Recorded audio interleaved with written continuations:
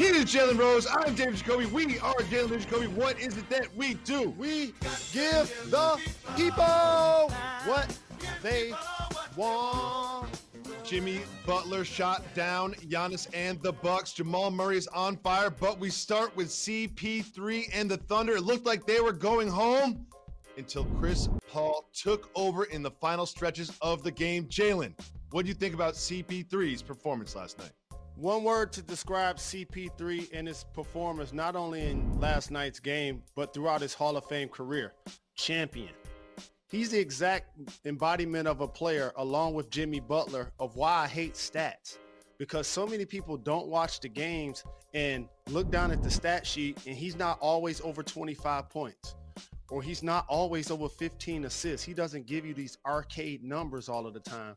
So it's easy to diminish his career by saying, oh, he hasn't won a championship yet. Now, there has been some times where he's flamed out in the playoffs, and his squads in particular made some turnovers late in games. But constantly, he's found ways to be not only clutch. I remember that game winner against the San Antonio Spurs, but also spiteful. Anytime you get traded from a squad, Jacoby, not only do you want to do well and outplay expectations like OKC did this year, but you want to knock them out of the playoffs. You want to knock them out of the playoffs. And they go into game 7 against a Rockets team that traded him for Russell Westbrook, who he outplayed in that game. I know he's feeling real good about himself. He's going to feel great if he's able to eliminate the Houston Rockets. Spiteful is the right word. After the game, he just said, clutch moments, some people aren't built for this. And if you pull up the clip of who he's staring down in the waning seconds of that game, shooting free throws, he's looking right at James Harden. And when he says that some people aren't built for this, that's exactly who he is talking about. What is Chris Paul saying to James Harden with his eyes in this moment? Well, the star player that's an MVP candidate doesn't want you on the team. You could be traded. And that's what happened to CP3. He knows that. It don't matter what James ever says to him in person. He knows behind the scenes James didn't want him there, and they got him up out of there. But how about the front office? You look down at your squad and like, wait a minute, we traded what to get Russ? Okay, got it. You can't lose to the Thunder in the first round. If you do, that's going to cost Mike D'Antoni his job.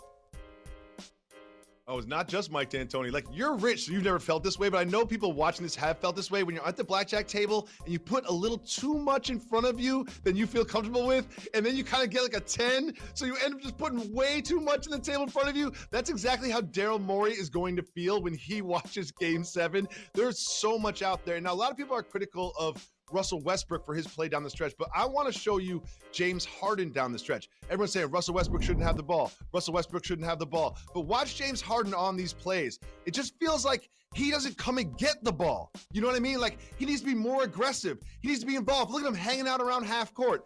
Jalen, do you think this is more on Westbrook or on Harden that he doesn't have the ball in these waning moments? David Jacoby, this is why it frustrates me sometimes when people think the best player has to either be the go-to guy in all situations and or the leader. That ain't necessarily the case in a team dynamic. There are people in the Hall of Fame that all of a sudden the game got tight, easier to deny them the ball. All of a sudden you can't get open. I've been talking about James doing this for years. When he does not have the ball, he just disengages himself. He allowed himself to act like he was being denied at the top of the floor. It's almost like, y'all ain't giving me the ball. Y'all go ahead. I'm going to watch the results. And so I don't anticipate him doing that again because he understands Game 7, as much as it's going to cost Mike D'Antoni his job if they don't win, it's going to continue to perpetuate something that he does not want as a great player. Is that not only can he not get it done in the biggest moments, but when they lose, it's ugly. I remember the Lil B curse when he had double-digit turnovers. I remember them losing to the Spurs and they didn't shoot and didn't score. I remember them missing 27 straight threes. When you play this feast or famine style, this home run or strikeout style, it looks ugly most times when you lose, and that's going to fall on James Harden if they don't get it done. Home run or strikeout style is a great way to put it because we loved Game 5. Game 6. Let's not forget Game 5. The Rockets absolutely waxed the Thunder, and who knows what's going to happen in Game 7. There's so much on the line, so many storylines, so much drama, so much petty. Like Chris Paul said, some people are built for it, some people aren't, and we will find out in Game 7. But we also had a Game 1 last night. Jimmy Butler was built for it, as Chris Paul says. Down the stretch, Jimmy Butler just kept hitting shot after shot, hitting threes. He's not necessarily a three-point shooter, and he took over and won this game for the Heat. But it was Giannis Antetokounmpo's play that left everyone sort of wondering what was going on. What was going on with the MVP? A couple of things that were going on in yesterday's game. Close your eyes with me. I want to hypnotize the audience for a second. Everything I said about Chris Paul, it applies to Jimmy Butler.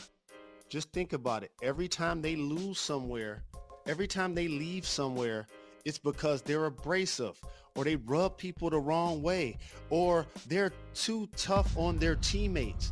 And then now all of a sudden, when they go to situations when the expectation isn't so very high like it was when you joined Karl Anthony Towns in Minnesota, or it wasn't so very high like when you were Lob City at the Clippers.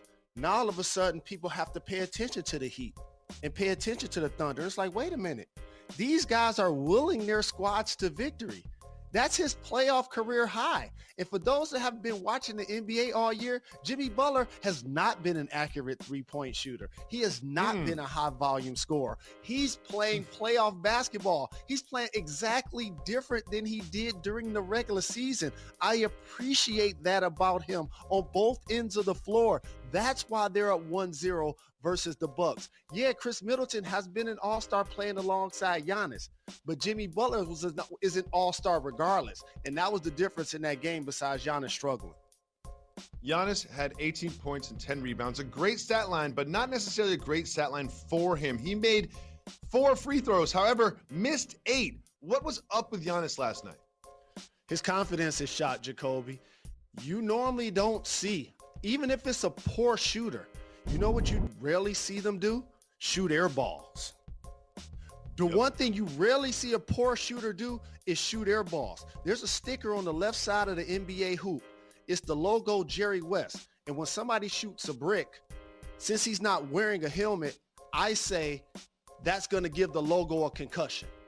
So I see a lot of people give the logo concussions, but I don't see a lot of air balls from the free throw line at that. That lets you know that it's in his head. And for the Miami Heat, they pick a team based on its toughness than its skill, while other teams do it in reverse. And the Milwaukee Bucks can't allow themselves to be bullied by the Miami Heat plus outskilled, or they will not win this series. Now, you know I picked the Heat to beat the Bucks in this series over a month ago. And one thing I want to point out to fans that watch this game, what hat is that you're wearing? Michigan Wolverines. Duncan Robinson hit one shot last night, and the Miami Heat won. Again, Duncan Robinson hit one shot last night, and the Miami Heat won. And you mentioned Giannis lost his confidence. Well, he seemed a little testy after the game when he was asked about why he didn't switch on to Jimmy Butler down the stretch. Let's listen to the MVP. Did you ask Bud to take Jimmy late? To guard him? Yeah. No, I didn't. Why would you ask that? Is that something you want to do going forward? No, I'll do whatever coach tells me to do. Jalen, what do you think about the Defensive Player of the Year not asking to switch on to Jimmy Butler down the stretch?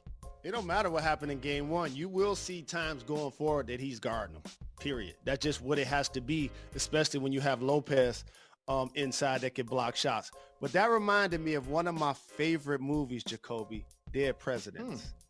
And Chris Tucker's character was a gentleman named Skippy. And Giannis was sitting at the podium like, wait a minute, I lead the team in all these statistical categories. And you asking me to do something else? You're asking me to do more? And so that's what Skippy said in the movie. Basically, if I could be what everybody wanted me to be, when everybody wanted me to be there, I would be confused. That was Giannis at the podium. We celebrated CP3 taking the Thunder to victory. Jimmy Butler doing the same. Let's not forget, on Saturday, Champions. Jamal Murray was absolutely on fire. He put up 50 My guy. to extend the Denver Nuggets season once again against the Jazz, forcing a Game 7. What did you see from Murray on Saturday? Jacoby, I need you to give me some therapy. I'm going to ask you a question and allow your great basketball intellect on and off wax of what we've been saying about the Denver Nuggets the last 2 years happening right in front of our eyes. We've seen the Joker play all NBA, but when we watching these games and 10, 11 people getting minutes, 9 and 10 people shooting 5 or more shots, what do I be saying about the Nuggets? Got to shorten the rotation. There's too many people. I'm seeing too many last names in and out of the game. But here's what's happened. You remember last year? It was the Joker. It was the Joker season. The Nuggets win as far as he would take them. Now, he's sort of taking a backseat to Murray, and it's working out for them right now. But Jalen, one thing I want to play for you, which is extremely important, is after Murray's 50-point performance, he had to do an interview immediately, and he was tired not just from playing the basketball game, but from much more. Let's listen to him. These shoes mean a lot. And in life, you find things that hold value to you and things to fight for. And we found something worth fighting for. And I use these shoes as a symbol to me to keep fighting all around the world. Because it's not just in America, it happens everywhere. It's not gonna take one night. And we've been trying to fight for 400 years, but these shoes give me life. Even though these people are gone, they give me life, they help me find strength to keep fighting this world. That's what I'm gonna keep doing. Jalen, take us behind the curtain. What does it feel like to perform like that on the court and then immediately have to speak about everything that's going on off the court? So you know how much I love Jamal Murray, and it just so happened that he's a really good basketball player.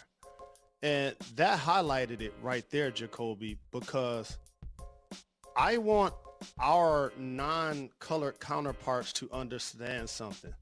Every day we roll out of bed, we need to compartmentalize social and systemic racism in order to just function that day. And so I appreciate and applaud him enlightening the audience and bringing awareness to George Floyd being murdered by officers after somebody put a knee on his neck for 8 minutes and 46 seconds. Breonna Taylor, she was in the bed sleep, Jacoby. Tamir Rice was playing with a toy gun at the park at 12 years old. And so these circumstances, unfortunately, continue to happen. But as Black people, we must realize that we're not going to change it overnight. And like I keep saying, it's field position. It's field position. That's all this is about. We're going to get 1 or 2 first downs and punt. We're going to get 3 or 4 first downs and punt. But we're not going to be discouraged. It is time for News That Matters.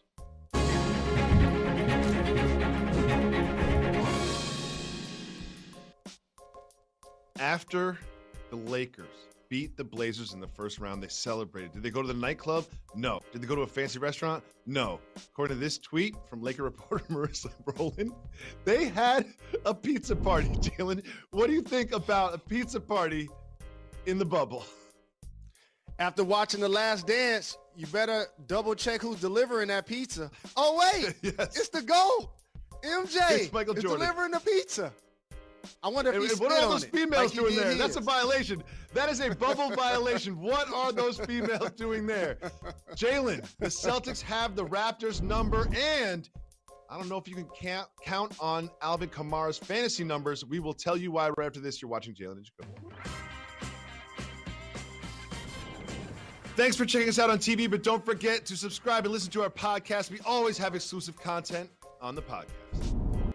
Welcome back to Jalen and Jacoby. Jalen, it is time for the segment where you decide what we discuss. It's Keep It Moving. Wu Tang. If Wu Tang. you want to discuss the topic, say hit the brakes. If not, we'll keep it moving.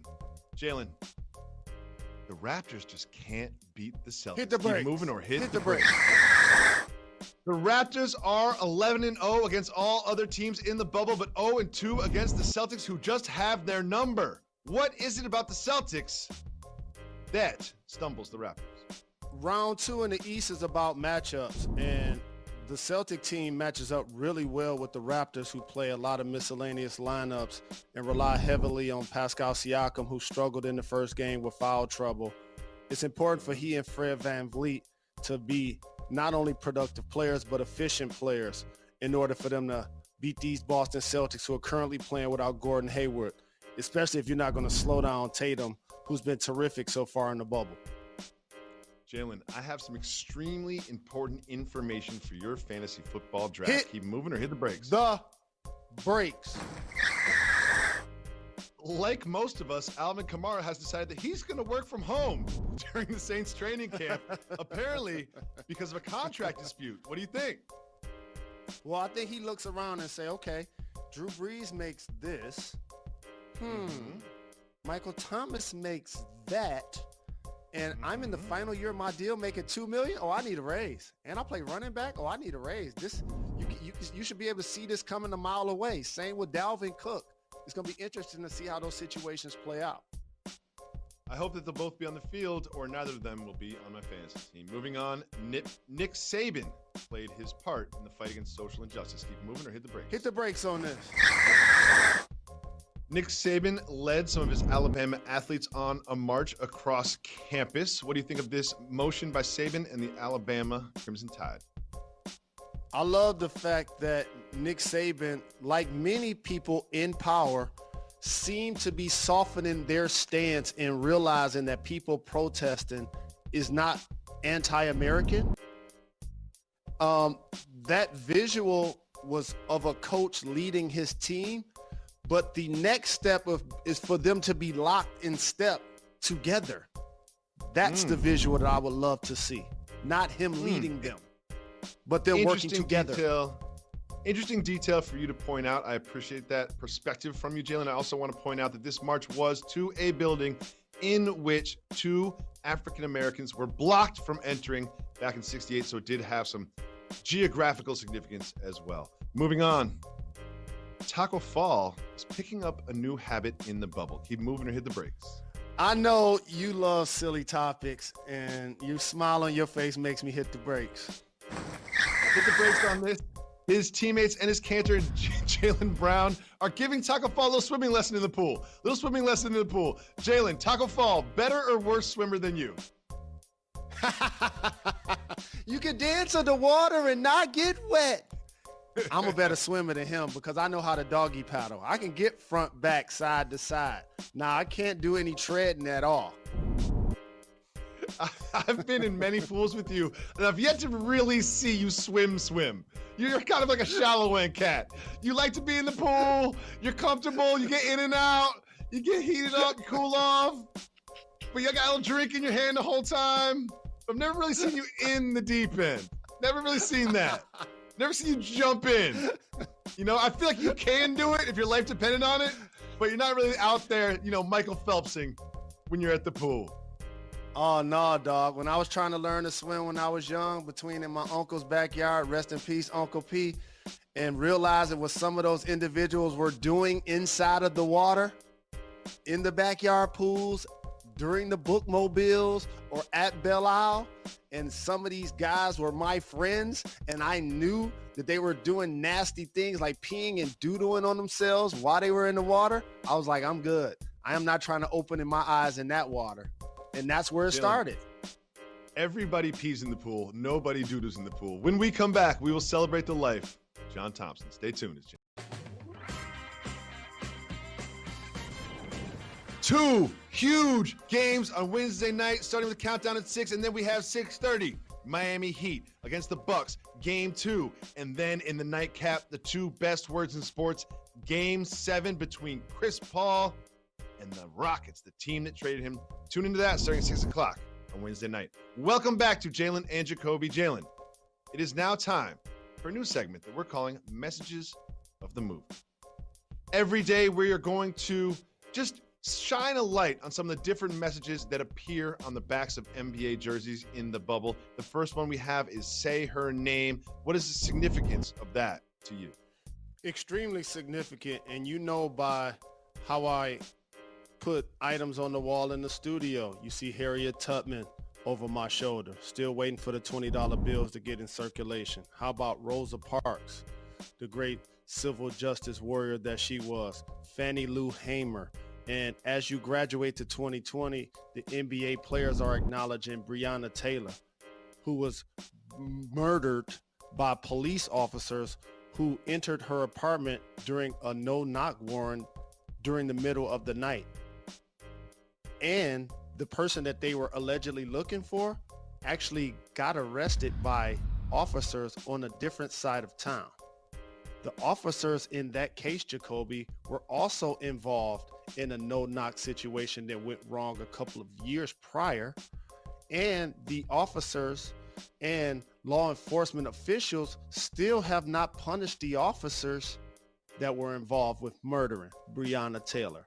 So when you enjoy NBA basketball, make sure you say her name. Jalen, basketball lost a legend.